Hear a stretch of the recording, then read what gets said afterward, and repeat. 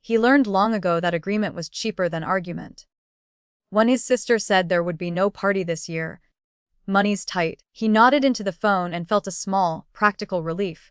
No travel. No gift scrambling. No navigating the invisible rules of her house.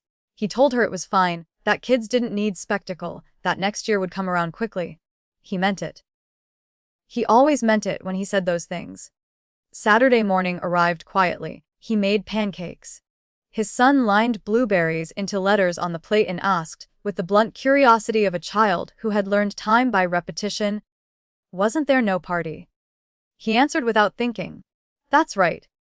The question lingered longer than it should have, and he noticed it the way he noticed a sound from another room, unimportant, but out of place. Later, while the coffee cooled and his son colored at the table, he opened his phone and scrolled the way people do when they are not looking for anything. The photos found him. DJ lights cutting the ceiling into purple grids, a buffet laid out in clean symmetry. A champagne tower caught mid-pour, bubbles suspended as if gravity had been negotiated down to a suggestion. His sister stood near the center of it all, smiling the kind of smile that assumes understanding will follow. He didn't feel anger first. He felt an accounting error. The numbers didn't reconcile. He checked the date, then the comments, the tagged names. There was no missing piece. This was the party. The one that didn't exist. He sat with it longer than he expected. Long enough to let the mind offer excuses. Maybe it was sponsored. Maybe someone else paid. Maybe, money's tight, had meant something narrower than he'd assumed. He closed the app. He reopened it. The images didn't change. In the hallway closet, taped to the inside wall, was an envelope with his sister's name written in his neat, careful hand. Rent.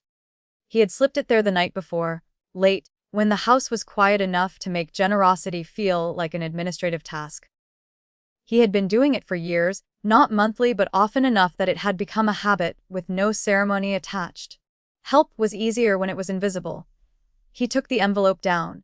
The paper was heavier than the moment required. He held it, then set it on the table.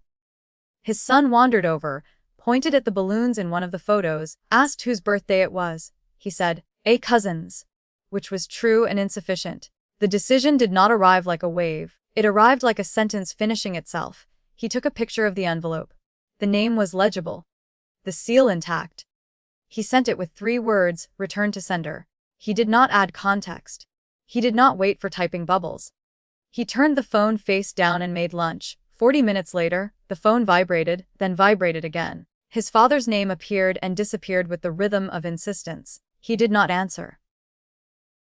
He watched the clock change its mind about the hour. When he finally picked up, his father spoke as if urgency were a favor. "What did you do?" "I didn't do anything," he said, and meant it in the narrow, technical sense that had always been useful. "This is not the time for games," his father said. "Your sister's panicking." He pictured her apartment, the mail slot, the envelope not sliding through. He pictured the party lights going dark, the way Joy always did when it met a bill. "She said money was tight," he said. "I took her at her word." There was a pause filled with the familiar recalibration, the moment when the family searched for the right pressure point. "She didn't mean it like that?" "How did she mean it?" "Another how things are." He did. He had always known. He was the one who adjusted when things were vague, who filled in gaps without being asked, who mistook silence for trust. It had felt responsible. It had felt adult. The calls continued. His sister texted once, then twice, the messages shifting from confusion to accusation. He read them without replying. He felt something close to steadiness, a thin line he could walk without falling into explanation. By evening, authority arrived not as a person but as a process. A reminder email from a property management company, neutral and polite. A timeline. A late fee. Consequences with no opinion attached. He forwarded the email back to his sister without comment. His father came by the next day. He stood in the kitchen, looking around as if inventorying a space for leverage. "You're tearing the family apart," he said, tired rather than angry. "I'm not," he said. "I'm stepping back. You could have talked to her." "I did," he said. "She told me there was no party." They sat in silence that felt old. His father looked at the table, then at the floor, then back at him. "So that's it? For now." It wasn't a victory. There was no satisfaction to catalog. There was just a changed weight, Help withheld feels heavier than help given. It announces itself in ways generosity never does. He understood that.